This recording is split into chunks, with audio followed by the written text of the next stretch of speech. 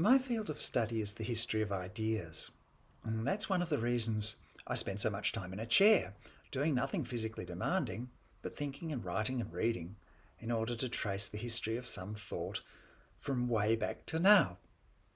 Given that background, how am I not going to wonder about the history of ideas like athleticism, the aesthetics of the body, fitness, vanity, dietary restrictions, physical education, spiritual practices, self-discipline, monasticism, self-consciousness, images of man, all these things that you rehearse one way or another in the weight room.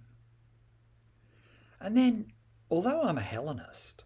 I recognise that a lot of the things that we practice and think about in the weight room would be truly ancient, going back eons before those glamorous people in the Mediterranean who spoke Greek and made their vision monumental and durable.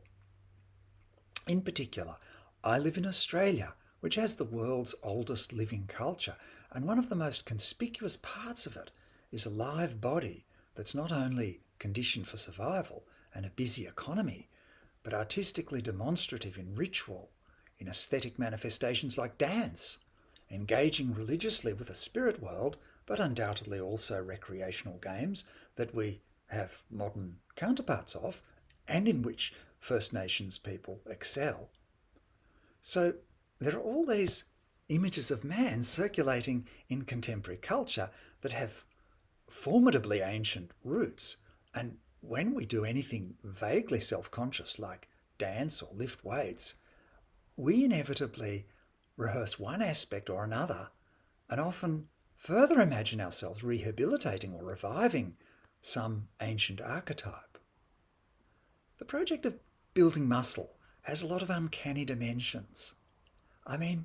one of the intuitions that I've heard among lifters is that we're honouring and recovering some of the potential that's in our gene stock,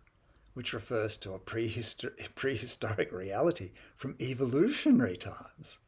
I personally don't share that preoccupation, but I know that it's lurking in the weight room too. I personally don't think often of our shared biological heritage, but I do think of things that are weird and unresolved on the cultural side, and I mostly see more questions than answers.